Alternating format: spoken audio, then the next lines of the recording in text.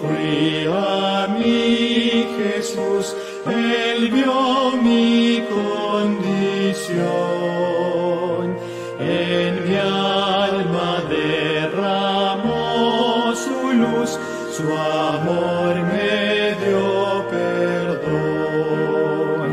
Fue primero en la cruz donde yo vi la luz y mi carga de pecado dejé.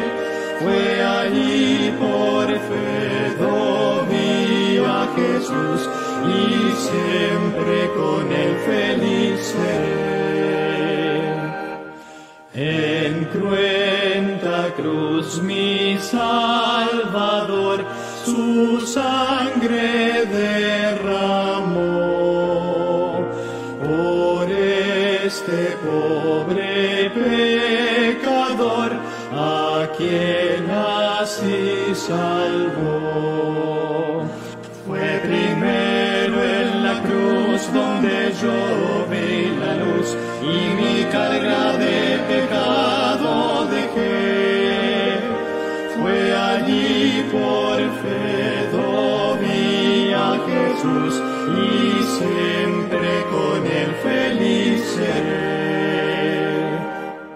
Venció la muerte, qué poder, y el Padre le exaltó al trono para interceder por tales cual soy yo.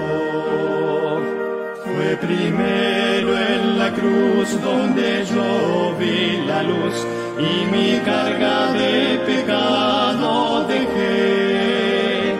Fue allí por fe vi a Jesús y siempre con él feliz seré.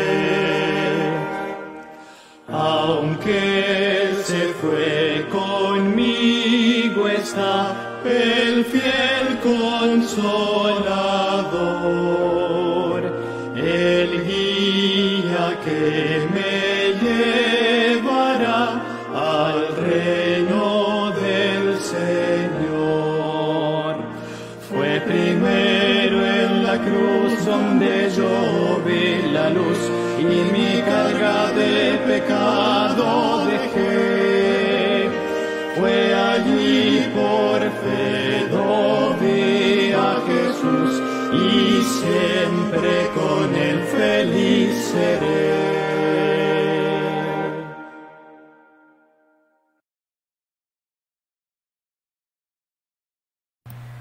Dios les bendiga, hermanos, bendiciones. Es un gozo realmente estar nuevamente con el estudio de la palabra del Señor. Vamos a tener una oración y vamos a ponernos en las manos del Señor para que Él nos dirija en esta tarde, para que Él sea glorificado y nosotros pues edificados con su palabra. Señor, gracias te damos por habernos dado la oportunidad de estar hoy otra vez por medio de el internet. Gracias te damos porque es tu gracia, tu misericordia, tu bondad. Eres tú guiándonos en cada cosa. Y lo que estamos estudiando, Señor, lo hacemos con todo el interés y toda la devoción a ti, pero también, oh Dios, con el objetivo de edificarnos y ayudarnos en todo este proceso, especialmente en esta vida humana que estamos viviendo todos y que todos tenemos que vivir con problemas y dificultades. Delante de ti, pues, nos presentamos, Señor, y dedicamos este estudio a tu palabra. En el nombre de Cristo Jesús. Amén y amén. Antes de dar pie ya al estudio, yo quería mencionarles, hermanos, que el video que les pasé es un video muy simple, muy sencillo, muy básico sobre el suicidio, los que lo tienen. Los de la iglesia lo van a recibir también con una notita por allí. El objetivo que tiene ese video es realmente ayudar a entender un concepto. No estamos ayudando a los que se quitaron la vida, para eso hay profesionales, como dijo la hermana en el chat, profesionales de la salud. Los pastores debemos tener siempre contactos a dónde conducir a estas personas, pero lo que yo quería enfatizar es que el suicidio tiene dos lados, antes del perdón judicial o después del perdón judicial. Y aunque no sabemos ni podemos juzgar la vida de la persona que ya se fue, por lo menos creo que les aclara un poquito el concepto que por lo menos a mi entender manejamos con esta parte del suicidio. También ayuda para el consuelo de las personas que han perdido a alguien por medio de ese dolor.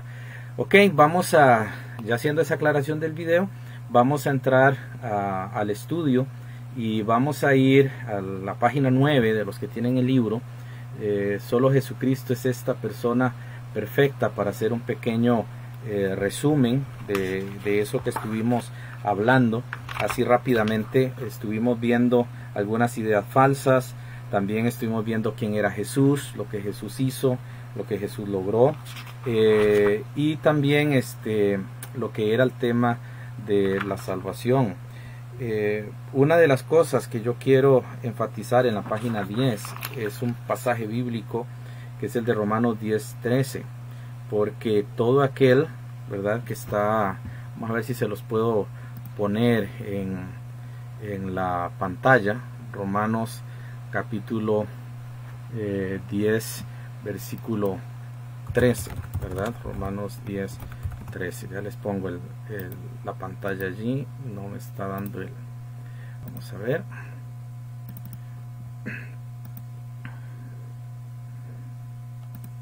Ok, ahí la tenemos. Ese pasaje dice: porque todo aquel que invocare el nombre del Señor será salvo.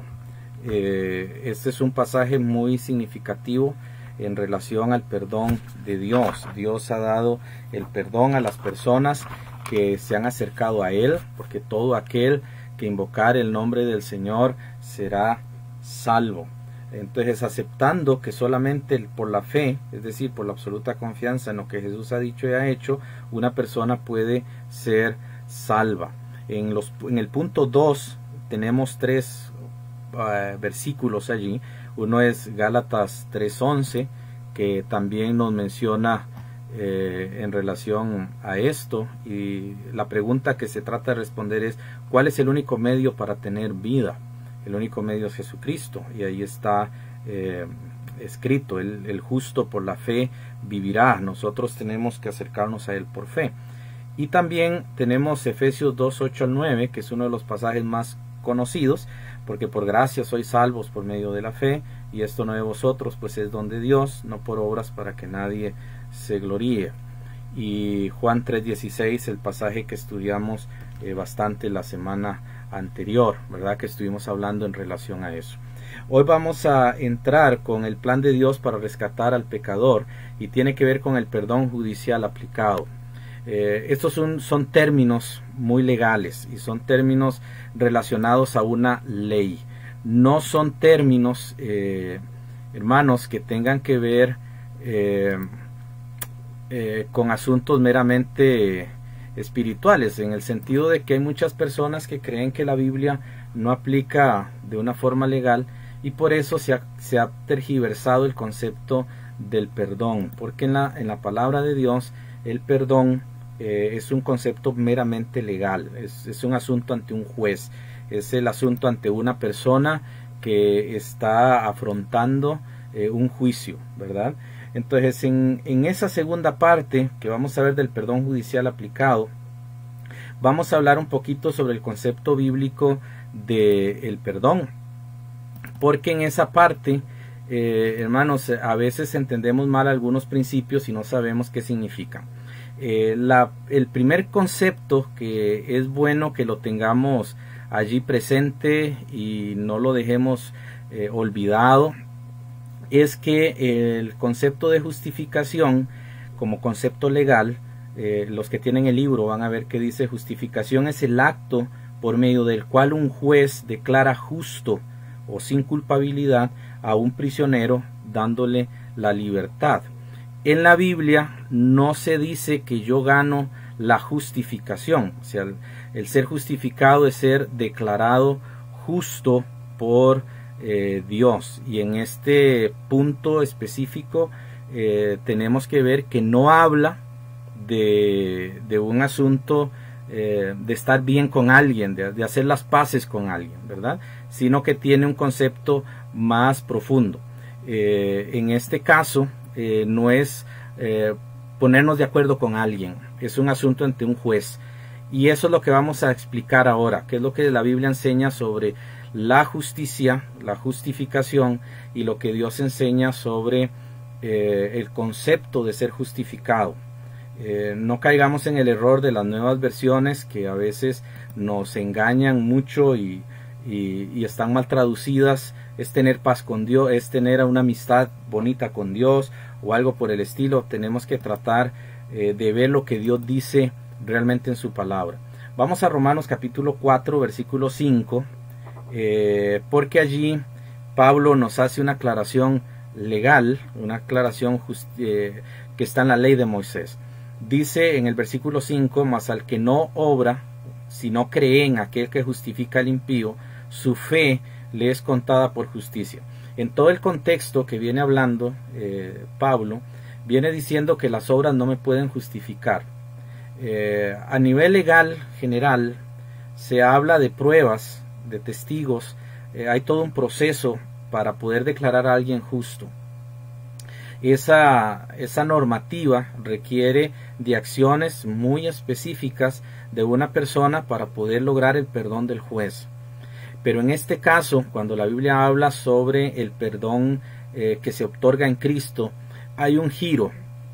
Porque si bien la ley de Moisés le demanda a usted y me demanda a mí probar que somos inocentes para llegar al cielo, hay un punto en la ley de Moisés que hace un cambio radical. ¿Cuál es ese punto? El punto es que Dios dice que todo aquel que cree por la fe, dice ahí que cree en aquel que justifica al impío, su fe le es contada por justicia. Recordemos, la palabra fe y todos esos conceptos cristianos que nosotros manejamos tienen un trasfondo legal. La ley de Moisés, no hablamos legal en el sentido nuestro, aunque aplican muchas cosas y el que sabe de leyes va a notar más o menos algunas similitudes, pero hablando de la ley de Moisés específicamente, la ley de Moisés permitía una redención, es decir, o permitía un vicario, permitía algo que pudiera suplantarme por mi pecado. Y en ese caso entraban los corderitos y entraban lo que eran ovejas y vacas para hacer el sacrificio por los pecados cometidos, y los que eran muy pobres pues un par de palominos. Dios tenía toda una estructura legal en relación a eso.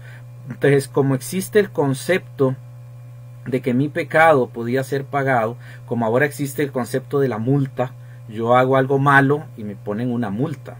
Esa multa no es que me quita la culpabilidad, pero me deja libre, no tengo que ir a la cárcel. La multa evita eso, y la multa evita que yo vuelva a cometer algo. Es más o menos el concepto que se manejaba en aquel tiempo del perdón delante de Dios. Ahora, cuando nosotros vemos acá que la fe justifica al impío, entramos en un concepto de confianza. Dice que el que cree en aquel que justifica al impío, su fe. Allí tiene usted los dos conceptos de la Biblia sobre fe. Nosotros hablamos mucho de la fe, a veces no entendemos qué es eso. La fe es simplemente confiar o creer completamente en alguien. Entonces, cuando vemos eso allí, tenemos una de las cosas más significativas de la obra de gracia de Dios en nuestro corazón. Ahora, hay otro punto que es porque estamos hablando de la aplicación del pago, hay otro punto allí que es Juan capítulo 3 versículo 19. En San Juan capítulo 3 versículo 19 encontramos la siguiente frase que Jesús nos va a mencionar, y es que él dice: y esta es la condenación, que la luz vino al mundo, y los hombres amaron más las tinieblas que la luz, porque sus obras eran malas. Volvemos al mismo concepto de robar o al concepto de hacer daño. Cuando una persona quiere hacerle daño a otra, muy difícilmente se enfrenta de manera directa. Regularmente da vueltas y vueltas buscando hacer daño, poniendo puntos, buscando una base para hacer daño. Está hablando de ese concepto. Por eso es que cuando dice que la luz vino al mundo y los hombres amaron más las tinieblas que la luz, porque sus obras eran malas, es todo aquello que se hace en secreto, aquello que trata de ocultar la verdad del mal que estamos haciendo. Voy a poner un ejemplo en cuanto a eso. Nosotros a veces pensamos hacer algo con una doble intención. En la ley de Moisés se juzga la intención, y la intención, como un prevaricato, como una acción del individuo, se considera culpable a la persona que tiene una intención. O sea, la intención es condenada en la ley de Moisés. Entonces, cuando se habla de que ellos amaron las tinieblas, se está hablando de la intención, de hacer las cosas en secreto, no ser muy honestos, no ser muy directos, no ser personas verdaderas. Ellos amaron las tinieblas. Entonces, cuando Jesús pone esto, nos está hablando de las obras de justicia. Regularmente, cuando en cualquier nivel o en cualquier sociedad alguien quiere justificarse o quiere que sea justificado por el juez y tiene que traer pruebas, podría caer en el error de ocultar cosas, no decirlas, de tratar de hacer negociaciones en secreto, de hablar con el abogado o con el juez para ver si como decimos acá en Costa Rica, si por debajo de la mesa pasamos algo. Eso es amar las tinieblas más que la luz. No somos honestos. La razón básica es que sus obras eran malas. Por eso es que la justificación es por fe, no por obras. Porque regularmente las obras nunca van a ser la justicia de Dios. Y la justicia de Dios demanda que seamos perfectos y completos. Romanos 5.1 dice: justificados pues por la fe. Eso es una frase que es muy significativa para nosotros, y creo que nosotros como hijos de Dios debemos tener muy claro ese concepto. Justificados pues por la fe, tenemos paz para con Dios por medio de nuestro Señor Jesucristo. Observe que estamos hablando de que tenemos paz para con Dios por medio de nuestro Señor Jesucristo. Usted y yo no podemos tener paz con Dios sin la justificación. Y aquí, como ya les he explicado en algunos casos, y creo que no es de más volverlo a explicar, cuando un pecador pone su fe en lo que Cristo ha logrado en la cruz, por él, en la cruz del Calvario, la fe de ese pecador le es contada por justicia. Es decir, la paga que Cristo hizo en la cruz es aplicada o acreditada a los pecados de aquel pecador como una cuenta bancaria cuando se debe, y entonces, puesto que fue aplicado el sacrificio de Cristo, mi deuda es cancelada. Entonces, cuando dice justificados pues por la fe, tenemos paz para con Dios, esa paz no es que yo estoy muy feliz y sonriente y me hice un gran amigo de Dios. Eso es después. Aquí lo que significa precisamente es que ya yo no tengo un pleito con el juez. Ya yo no tengo que volver al juez por el mismo pecado. Ya yo no tengo que volver al juez por la misma acción. Entonces, cuando él dice que somos justificados por la fe y tenemos paz para con Dios, es un aspecto legal. El juez, cuando está al frente en el concepto de las Escrituras, y yo como pecador me acerco delante del juez sin haber sido salvado en Cristo, hablamos de ese punto, yo llego como enemigo de Dios. Ahora, por eso es que la Biblia le llama que si yo no hago las cosas de Dios, me transformo en un enemigo de Dios, aunque soy un hijo. ¿En qué sentido? En que estoy violentando principios que no puedo justificar después. Entonces yo tengo un enemigo, el juez tiene un enemigo y él tiene que justificarlo de alguna forma o condenarlo. O sea, solamente hay dos opciones. Justificados pues por la fe. ¿Cuál fe? Pues la fe que menciona Romanos 4:5 y Juan 3:19, esa fe donde no hay obras, donde no son mis acciones, es la obra y el sacrificio de Jesucristo el que logró eso. Entonces, allí tenemos la aplicación del pago. Ese es el concepto de justificación. No es que yo creí en Cristo y me justifiqué y yo soy justo. No es eso. No está diciendo en lo que yo soy, sino en lo que alguien me declaró. Justificación es el acto por el cual un juez me declara justo. Y Jesús, cuando yo creo en Él, delante del Padre, presenta su sacrificio y Dios Padre dice, te declaro justo. ¿Okay? Entonces yo soy declarado justo. No soy declarado inocente en el sentido de que olvidaron todos los pecados y yo nunca los cometí. No significa eso. Significa que Dios, sabiendo que yo cometí pecados, toda la culpa de mi pecado, la condena de mi pecado, se la cargó a Jesús y Jesús la llevó en la cruz del Calvario. Él fue el que pagó mi deuda y el que pagó mi pecado. Ahora, en el punto B de su libro dice: la justificación es una declaración judicial a favor del culpable. El perdón de Dios se considera judicialmente como un reo ante un juez. Recordemos que antes de ser salvos, Dios no es el padre de ningún hombre, sino el juez de todos los hombres. Antes de continuar, hago un paréntesis para explicar el concepto de padre.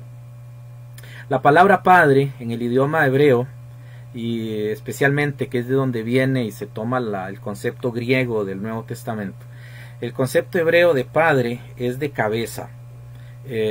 Cuando ellos dicen el padre Abraham, le llaman padre porque es el inicio de la nación judía. Antes de Abraham no hay israelitas, no hay judíos. Entonces, ¿dónde nacen ellos? En Abraham. Por eso le llaman padre Abraham. La palabra padre tiene el sentido de origen, de cabeza o bien de director. Pero regularmente tiene el sentido de origen. Por eso es padre. Por eso es que un padre engendra. Él es el origen de esa otra vida. Y esto no es machismo ni feminismo, es un asunto biológico.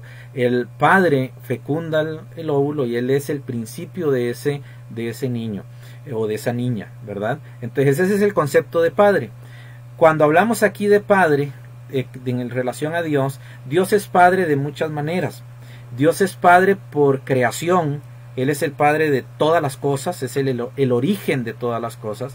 De Él procede la luz, la lluvia, el fuego, las piedras. Todo procede de Él porque Él los creó, Él los hizo. Él es padre en ese sentido, como el origen de todas las cosas. También Él es padre por creación de todos los seres humanos inteligentes, las personas inteligentes, porque tenemos un origen que es Dios. Él es el origen de todo. Entonces tenemos dos conceptos de padre, no solamente como creador general, sino como creador específico de la raza humana, o bien como creador específico de los ángeles. O sea, Dios también es padre de ellos. Él es la fuente de donde surgen de la vida y la acción de todas estas personas. Cuando viene al cristianismo, el concepto de padre es el mismo, o sea, no ha cambiado. ¿Por qué? Porque dice la Biblia en 1 Corintios que nosotros somos nueva criatura, creados en Cristo Jesús. Ahora, cuando dice eso Pablo, está pensando en el concepto, Dios es el Padre, es el origen de mi nueva naturaleza en Cristo. Por eso, cuando hablamos de Dios como juez, Él es Padre por creación de todos, pero Él es juez y tiene que castigar el pecado. Pero cuando yo creo en Cristo, Él es el origen de esa vida, y por lo tanto, en el proceso de la adopción y en el proceso de la elección, Dios nos transforma en sus hijos y Él nos hace hijos e hijas por la fe en Jesucristo. Entonces esa es la diferencia que tenemos en el concepto de padre. Por eso decimos que antes de venir a Cristo, antes de que una persona sea salva, Dios es su juez, pero después de que cree en Cristo, Dios se transforma en el Padre, en el concepto cristiano, ¿ok? En ese concepto. Ahora tenemos un pasaje de Romanos 4:5. Allí en este texto de Romanos 4:5, que ya lo leímos, dice: mas el que no obra, sino cree en aquel que justifica al impío, su fe le es contada por justicia. Vea qué interesante, porque cuando se habla de ese pasaje, está hablando que con todos los pecados de aquel pecador pagados por completo, Dios puede mantener su justicia absoluta y además declarar a este inmundo pero confiado pecador judicialmente justo. Es decir, Dios no hizo ninguna injusticia, no hubo un pago por debajo de la mesa. Dios hizo todo en justicia, en rectitud y en total transparencia, porque el mismo Jesucristo, cuando muere en la cruz, Él no muere diciendo voy a morir por ellos porque son muy buenos, voy a morir por ellos porque son maravillosos, voy a morir por ellos porque yo los amo mucho. Él no, sí es cierto, Él nos amó, y sí es cierto que Él nos considera algo especial, pero Él no muere por eso precisamente. Jesús dice que Él vino a buscar y a salvar lo que se había perdido. Es el único abogado que no dice no, mi cliente es inocente. No, Él dice, sí, mi cliente es tan culpable como todo lo que hizo, pero yo voy a pagar por ese pecado, por esa culpabilidad que Él tiene. Es la diferencia entre el abogado Jesús y el resto de abogados, ¿verdad? Porque Él va a decir, mi cliente sí es culpable, pero yo pagué por él. Obviamente eso no lo puede hacer ningún abogado humano, ¿verdad? Porque no puede hacer eso. Pero en el caso de Jesús se lo hizo. Entonces hablamos de un pecador completamente justificado de una forma transparente y total. O sea, Dios no tuvo que ocultar, no tuvo que mentir y no tuvo que recibir un pago camuflado para llegar al cielo. ¿Qué es lo que mucha gente quiere hacer con la religión?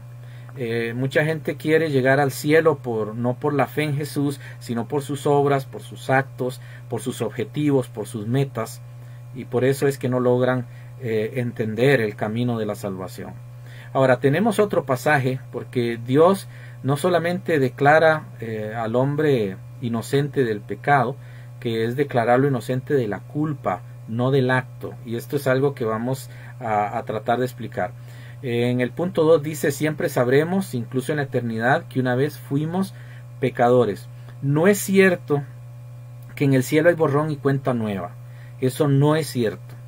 Muchos pasajes de la Biblia sobre el futuro en el Apocalipsis y personas en el cielo recuerdan que fueron asesinados, recuerdan incluso el cántico nuevo del Cordero, nos redimiste. O sea, hay un concepto de creer que fuimos pecadores, pero fuimos pecadores redimidos.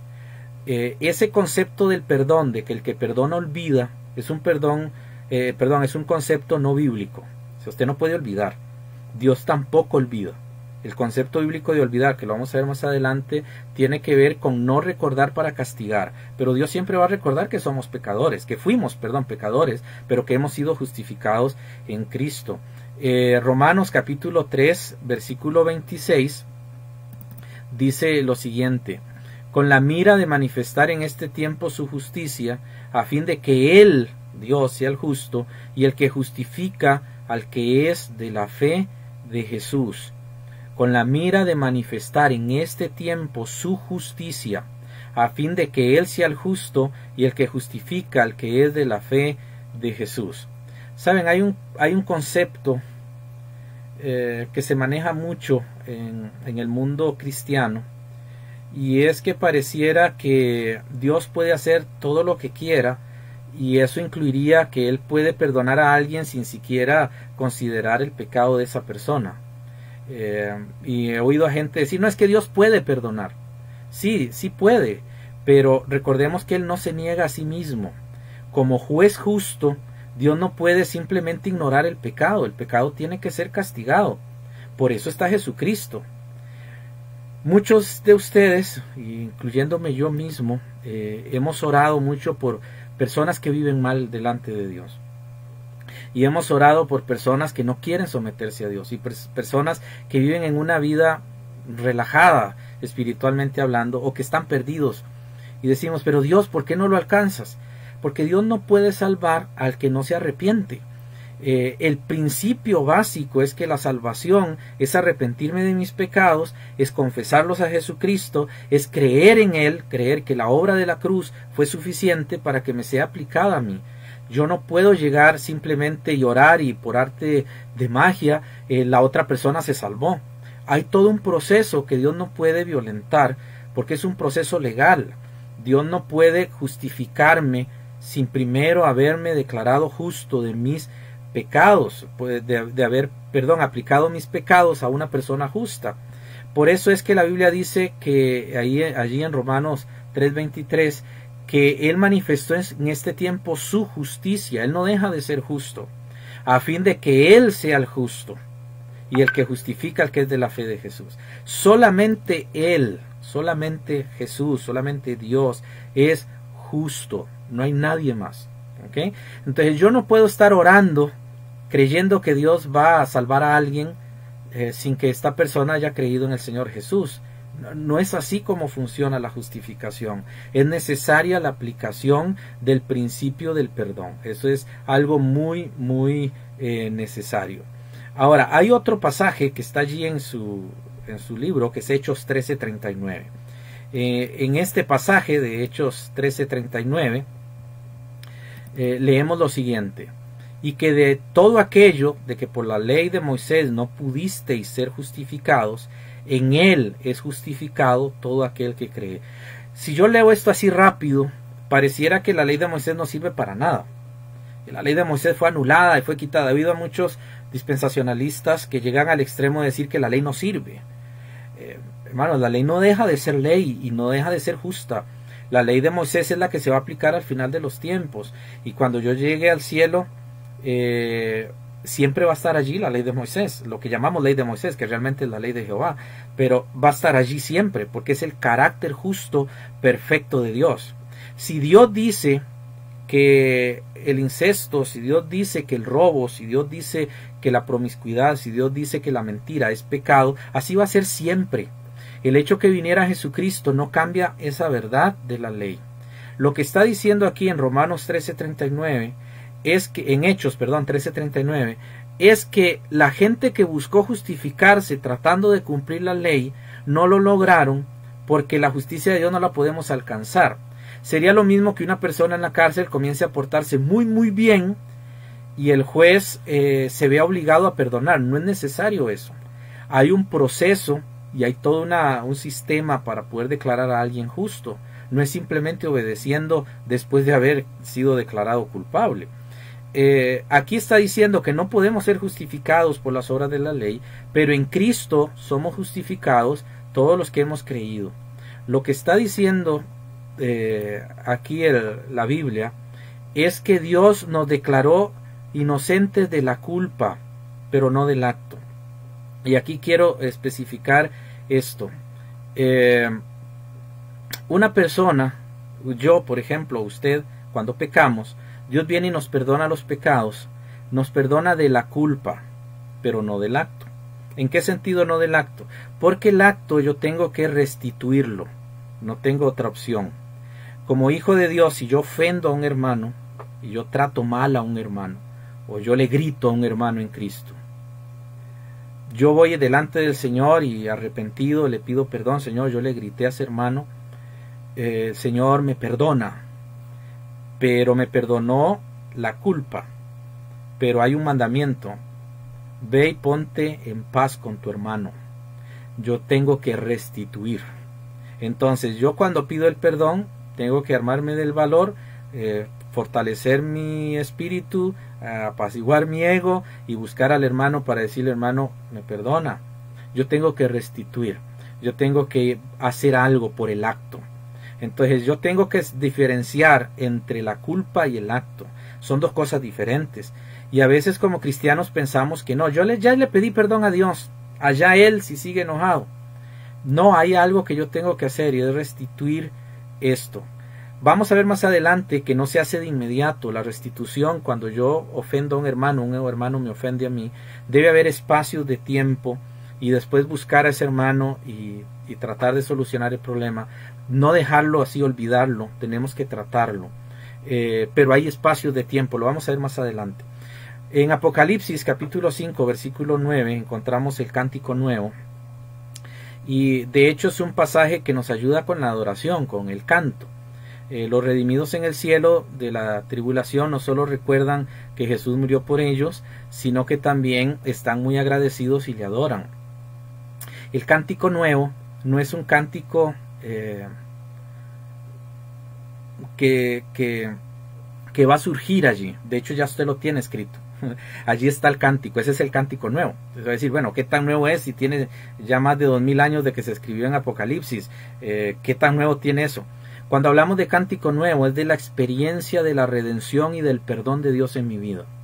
Usted ha cantado el himno que oyó al inicio, bueno, la versión es diferente, la que encontré en internet, pero me hirió el pecado, fui a Jesús, mostréle mi dolor, perdido errante, y comienza el himno a describir eso, y usted lo canta, y lo canta, y lo canta, y lo canta, pero llegará un momento en el que, habiendo cometido alguna falta, y habiendo experimentado el perdón, el amor y la gracia de Dios en su vida, cuando vuelva a sonar ese himno, usted lo va a sentir diferente, porque va a ser un cántico nuevo en su boca. Hay muchos himnos que nosotros cantamos y casi que no les prestamos la debida atención, pero cuando sucede algo en nuestra vida, oímos el himno y nos produce sensaciones en el cuerpo, porque es un cántico nuevo. Es el mismo himno viejo, es el himno de siglos. Quizá nuestros himnos tienen algunos más de 200 años, y esos himnos tan populares, tan comunes, a veces que para algunos son aburridos porque no han experimentado el poder del perdón. Cuando experimentan el poder del perdón, el cántico se transforma en nuevo, y empezamos a cantarlo con otra perspectiva. Si fui motivo de dolor, oh Cristo, si por mi causa yo hice daño a alguien, en fin, todos esos cánticos, esos himnos, yo los puedo cantar diferente cuando tengo una experiencia personal con Él. Por ejemplo, yo canté durante toda mi vida un himno que es: en presencia estar de Cristo, ver su rostro, ¿qué será? Y nunca fue tan impactante hasta que murió mi mamá. Cuando muere mi mamá y viene el concepto real a mi vida y a mi mente de que ella no está muerta, de que ella está con Jesús, de que ella está allá en el cielo, ese cántico cambió para mí, y oírlo es un aliciente de alegría y de gozo, porque yo tengo un concepto diferente y se me transformó en un cántico nuevo, y cada vez que lo canto, esa esperanza me lo hace cantar en esa forma. Eso es lo que significa ser libre de la culpa, pero yo no soy libre del hecho hasta que yo haga algo. Ahora, Dios me está diciendo a mí y está tratando de explicarme que mi expediente judicial ha sido limpiado, aunque en la experiencia sea pecado. Eso es igual que una persona que hizo algo y queda grabada, después es declarado perdonado, pero eso queda ya en el historial para siempre, en el expediente. El expediente judicial nuestro ha sido limpio, pero en la experiencia sabemos que hemos pecado. Es decir, aunque somos libres, que es la palabra que significa perdón, siempre será evidente que fuimos perdonados de algo malo que cometimos, y que esto fue por gracia, ya que el hecho del pecado es una cuestión que no puede ser eliminada jamás. Es decir, el acto mismo se cometió y es algo que quedará para siempre. Usted es perdonado de la culpa del pecado y es perdonado de la condena del pecado, pero el hecho de haberlo cometido será eterno. Eso nunca va a cambiar, eso no se puede borrar, eso es imposible de hacer. Y como pecadores, delante de Dios vamos a tener siempre la insignia, y cada vez que lleguemos en el cielo en eternidad y los ángeles nos miren, ellos van a decir: ahí hay un pecador redimido. Siempre seremos pecadores redimidos, y Cristo Jesús nos ha redimido y nos ha perdonado de la culpa, pero el acto no puede ser borrado, en el sentido de que la experiencia que se ha cometido no puede ser olvidada jamás. En el cielo usted no va a olvidar las cosas que hizo, solo que el concepto va a cambiar, y va a ser un amplio concepto que, a pesar de recordar que se hizo algo malo, Cristo nos redimió, y eso va a opacar todo lo demás. Para ir concluyendo ya con esta parte del estudio, porque el tiempo se nos va, tenemos en la parte de lo que es, vamos a ver, estamos por acá. Ok, nosotros tenemos que ver ya en la página 12 que la justificación tiene como propósito aplicar la justicia de Jesucristo. Ese es el tema de la justificación. ¿Quién es siempre justo? Según Romanos 3:23, pues obviamente que Dios, obviamente que Jesús. La justificación no tiene como propósito principal el hacernos mejores. su propósito principal o el propósito principal de la justificación es satisfacer las demandas judiciales de Dios para declararnos justos. No es para hacernos mejores. El proceso de hacernos mejores se llama santificación. Justificación es un punto muy específico de conversión, de salvación. Santificación es el desarrollo después de haber sido justificado. Por eso es que la justificación no la puedo confundir con mi presencia cristiana y mi testimonio cristiano, porque la justificación es un hecho pasado que tiene repercusiones eternas y que nunca cambia, pero fue en el pasado en relación a que fui declarado justo. Después de que se ha aplicado la sangre de Jesús a los pecados del hombre, Dios en su santidad puede declarar judicialmente inocente a un pecador. Segunda de Corintios 5:21 dice: al que no conoció pecado, por nosotros lo hizo pecado, para que nosotros fuésemos hechos justicia de Dios en él. Al que no conoció pecado. Observe que eso es muy importante, porque Jesús no conoció pecado. Al que no conoció pecado, por nosotros lo hizo pecado, para que nosotros fuésemos justicia, nosotros fuésemos hechos justicia de Dios en él. Vea qué interesante esto. Con todo esto, lo que vamos llegando, hermanos, y lo que vamos entendiendo en este proceso, es que la justificación es un hecho pasado real que a usted le da seguridad. Por eso cuando hablamos de personas que cometen pecados después de ser salvos, nosotros no creemos que se pierda, porque no puede. Él se ha declarado justo, completa y absolutamente por Jesucristo, y por lo tanto lo que viene, los pecados después de la justicia, ya no son pecados de un reo, sino son pecados de un hijo.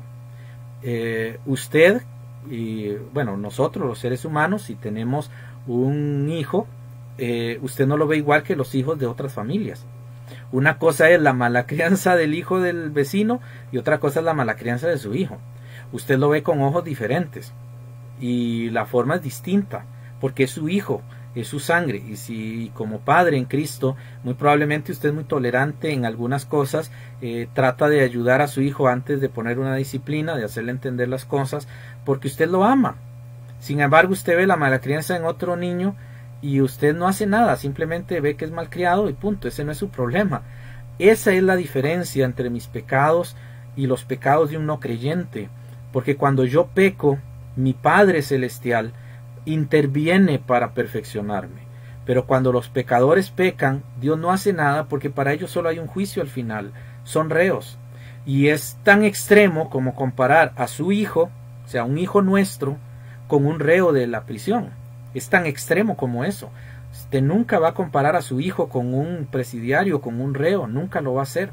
¿Por qué? Porque es diferente. Son relaciones totalmente distintas. Y por eso es que en 2 Corintios 5:21 está diciendo que Jesús se hizo pecado para darnos justificación. Eso significa que Él cargó mi culpa, todo mi culpa, al punto que Dios miró en Jesús toda la condena de todos los hombres, de todas las edades, y Él es el único que cargó con eso. Qué difícil es llevar los problemas de otros. Y Jesús llevó los problemas de todos nosotros.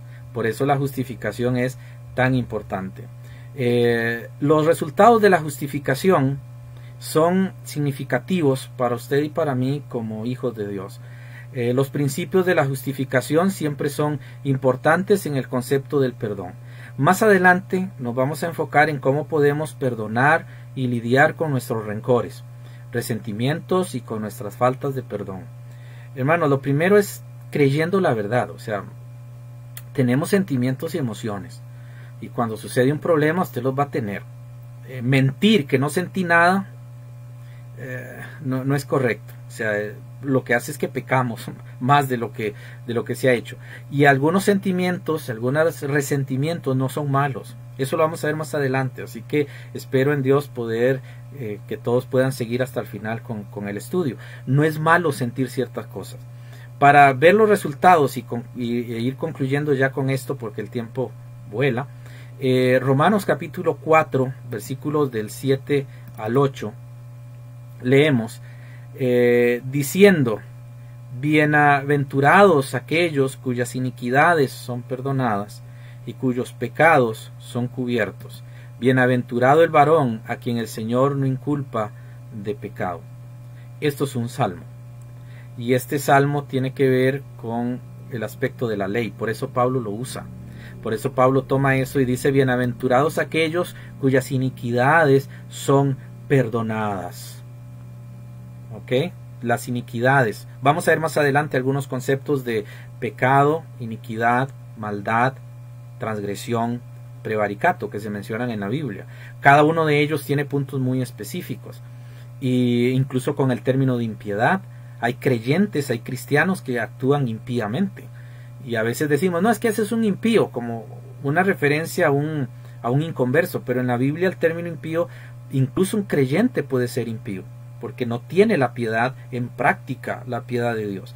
Pero aquí cuando él menciona esto, Pablo cuando menciona este pasaje, está hablando de que una persona perdonada judicialmente anula judicialmente toda culpa, por lo que no es aplicable ninguna sentencia en su contra.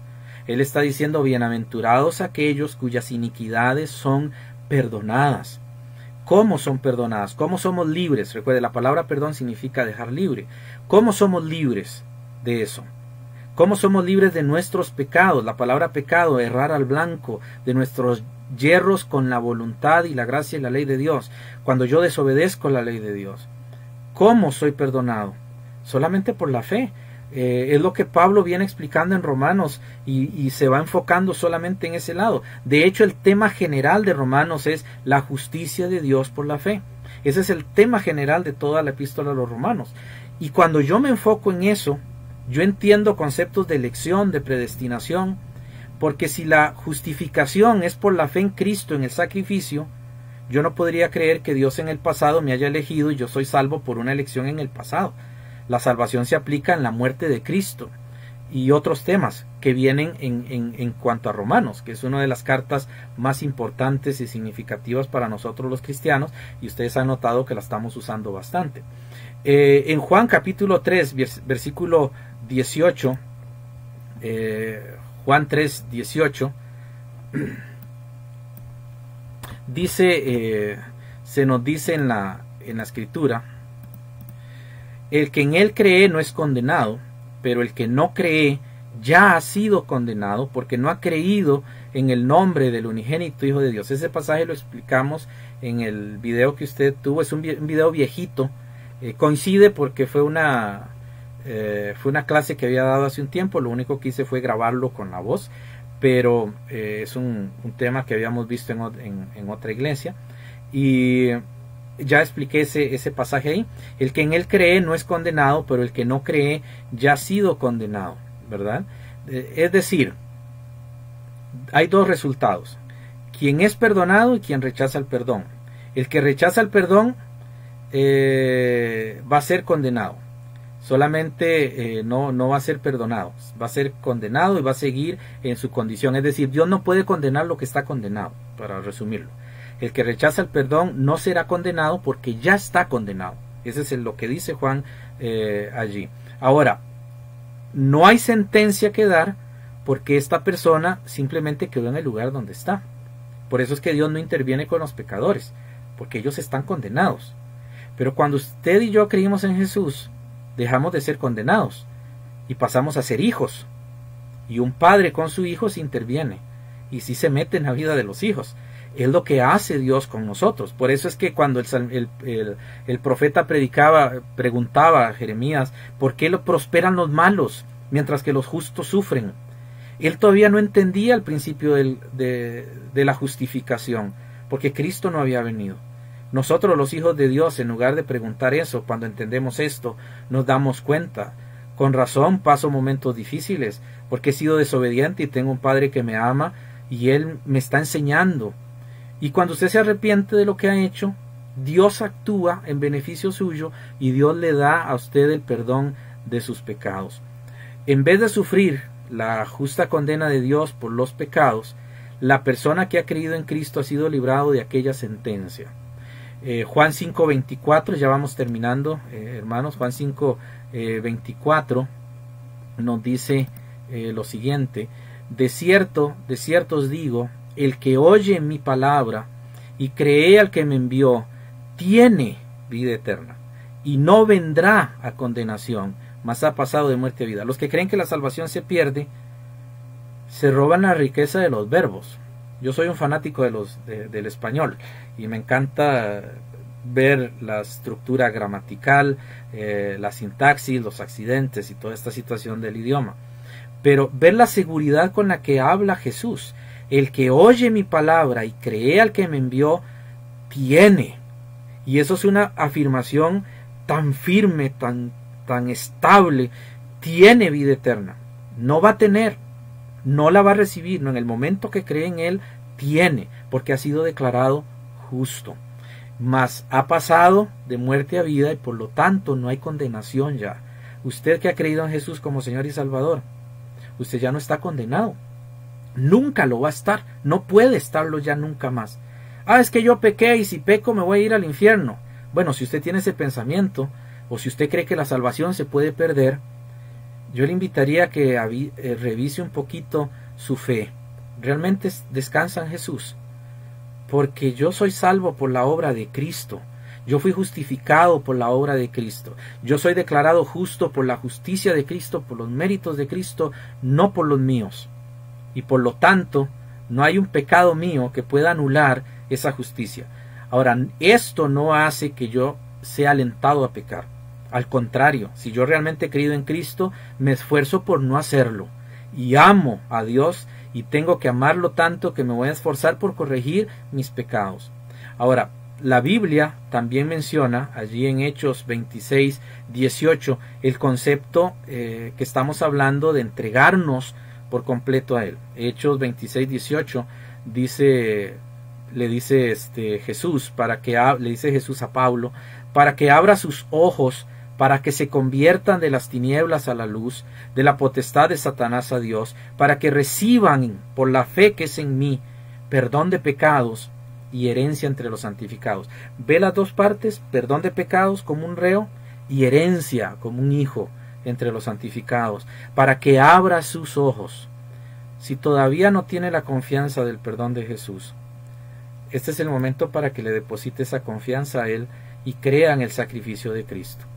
Estos dos resultados son simplemente el producto de lo que yo haga con el Evangelio que me ha sido presentado. Como resumen final, ustedes tienen allí el resumen del perdón judicial inicial.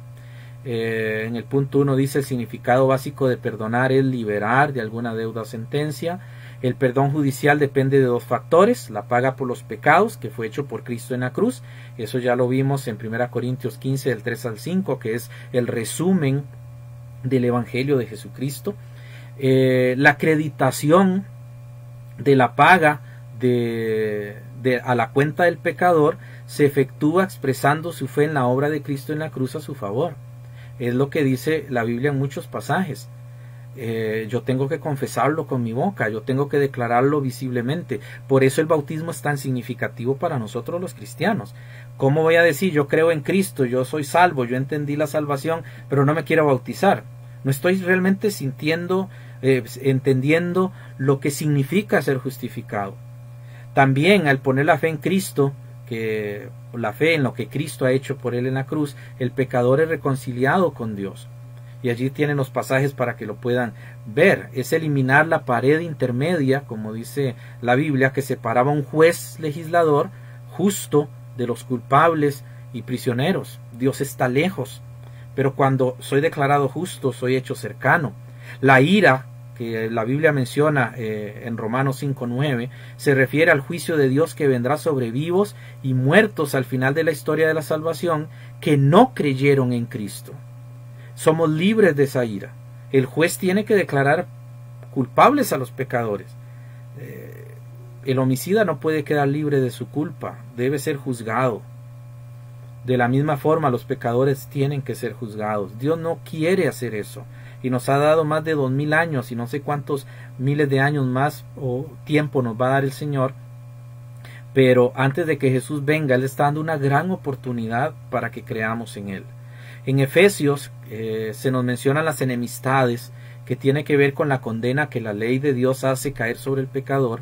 Al ser muerta esa enemistad, porque yo estoy separado de Dios, cuando esa enemistad muere, se refiere específicamente a que Cristo pagó la deuda, la condena que yo tenía. Entonces ya yo no soy enemigo de Dios, soy su hijo. Y Jesús dijo, ya nos llamaré simplemente siervos, ya no os voy a llamar siervos, voy a llamarlos amigos. Hay una relación distinta.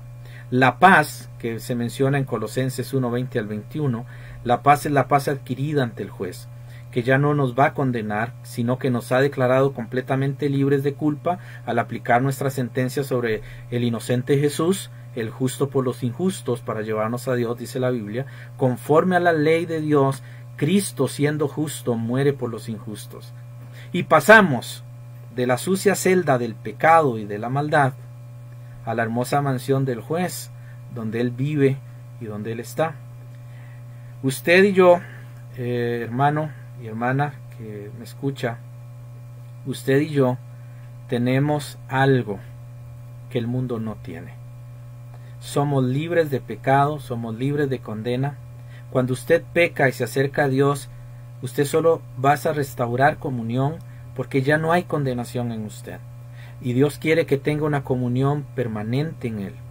Si usted siente que se puede perder, y si usted siente inseguridad de su salvación, yo le invito a que quite esa inseguridad y que ahora, delante de Dios, le entregue su vida y haga una declaración de confianza y de fe en la obra redentora de Cristo. Abrace este evangelio de Jesús y crea en lo que Él ha dicho, de que Él le ha declarado justo.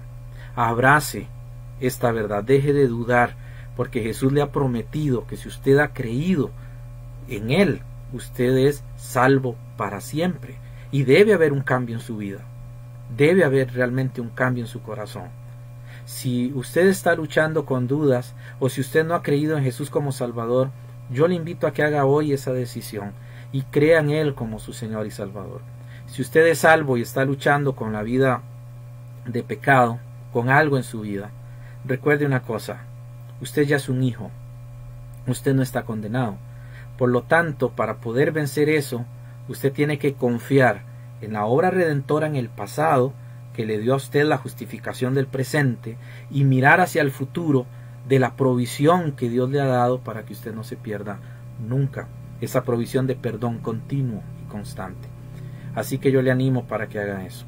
Vamos a orar para concluir este capítulo, y la otra semana vamos a continuar con el capítulo 3, el plan de Dios para reconciliar a sus hijos. Y esto es muy significativo para usted y para mí, es muy importante, porque tiene que ver con mi relación como hijo delante de Dios, y cómo yo puedo perdonar, percibir el perdón de Dios en mi vida. Y eso ya nos conduce al otro capítulo, hermanos, que vamos a tener, el capítulo 4, que tiene que hablar sobre el perdón judicial repetitivo, que es algo que va a suceder, y esto le va a ampliar la mente para ayudar a comprender si tiene un conflicto con alguien, cómo tratarlo y cómo llevarlo. Vamos a orar. Señor Jesús, gracias te damos por habernos dado esta oportunidad. Gracias te damos por darnos este momento de aprender tu palabra. Es tan rico tu idioma, es tan maravilloso tu lenguaje.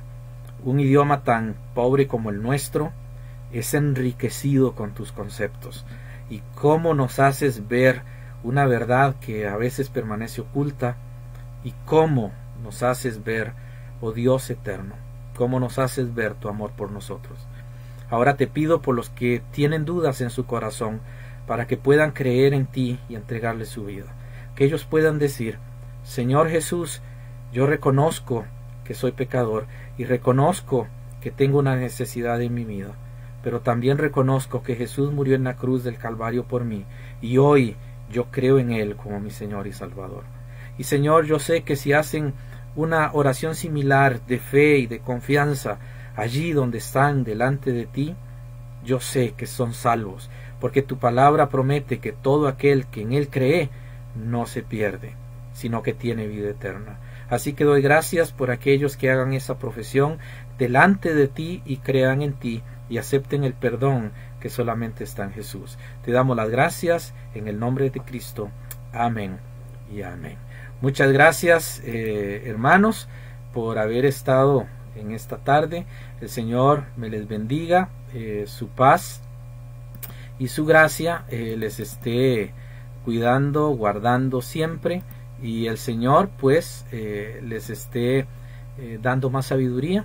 Y si tienen algún conflicto o alguna duda y podemos ayudar en algo, aquí estamos. No duden en escribir y no duden en llamar.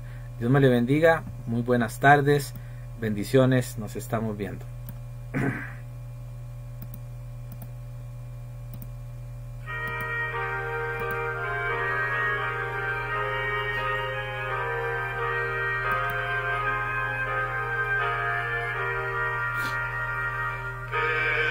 Perdido fui a mi Jesús, Él vio mi condición, en mi alma derramó su luz, su amor me dio perdón. Fue primero en la cruz donde yo vi la luz y mi carga de pecado dejé. Fue allí por fe vi a Jesús y siempre con él feliz seré. En cruenta cruz mi Salvador su sangre derramó. Por este pobre pecador a quien así salvó. Fue primero en la cruz donde yo vi la luz y mi carga de pecado dejé. Fue allí por fe vi a Jesús y siempre con él feliz seré. Venció la muerte, qué poder, y el Padre le exaltó al trono para interceder por tales cual soy yo. Fue primero en la cruz donde yo vi la luz y mi carga de pecado dejé. Fue allí por fe vi a Jesús y siempre con él feliz seré. Aunque él se fue, conmigo está el fiel consolador, el guía que me llevará al reino del Señor. Fue primero en la cruz donde yo vi la luz y mi carga de pecado dejé. Fue allí por fe vi a Jesús y siempre con él feliz